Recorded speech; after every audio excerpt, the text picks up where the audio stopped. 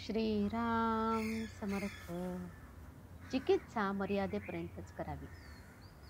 भगवंत आपलासा करून घेण्याचा प्रयत्न करावा. अभिमान सोडून जर असा प्रयत्न चालू ठेवला तर सद्गुरु कृपा झाल्याशिवाय राहत नाही. अमुक एक साधन करीत जा म्हणून सद्गुरूने सांगितले. आपण ते अट्टहासाने करू लागलो. पण आपले विचार जर आहे तसेच राहिले तर भगवंताचे प्रेम येणार कसे?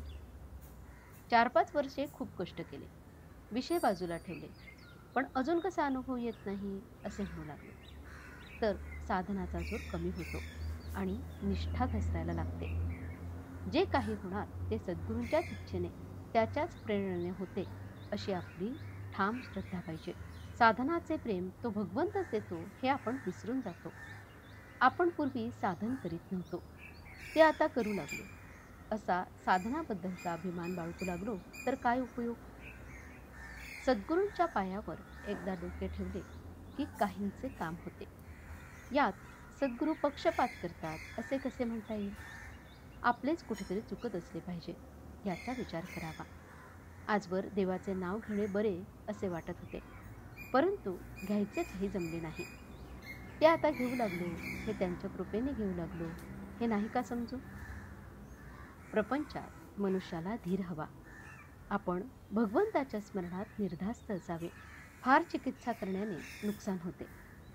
विद्येचे फळ काय? तर आपल्या मनाला जे बरे वाटेल त्याची चिकित्सा न करता ते करायचे आणि आपल्याला जे करायचे नाही त्याची चिकित्सा करत बसायची. चिकित्सा मर्यादेपर्यंतच असावी. ती मर्यादेबाहेर गेली की आपण काय बोलतो हे आपल्यालाच कळत नाही. एक मुलगा रोज तालमीत जातो, चांगले दूध तूप खातो, पण तो जर दिवसेंदिवस वाळू लागला आणि हाडकुळा दिसू लागला तर त्याला काहीतरी रोग आहे असे नक्की समजावे. त्याचप्रमाणे सध्याच्या सुधारणेने माणूस पाण्यावर, हवेत, जिकडे तिकडे वेगाने जाऊ लागला आहे खरा, पण तो दिवसेंदिवस जास्त असमाधानी बनत चालला आहे. हे काही खऱ्या सुधारणेचे लक्षण नाही. परिस्थिती वाईट आली म्हणून रडू नका, कारण ती बाधतच नसते. कोणत्याही काळात कशाही परिस्थितीत आपल्याला आनंदरूप बनता येईल. आजपर्यंतचा आपला अनुभव पाहिला तर आपण केले असे थोडेच असते.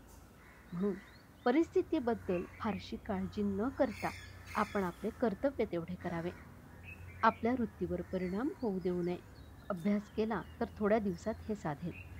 आजचे बोधवचन. राम करता आहे असे ज्याला वाटले त्याने सर्व काही साधले. जानकी जीवन स्मरण जय जय राम. श्रीराम समर्थ.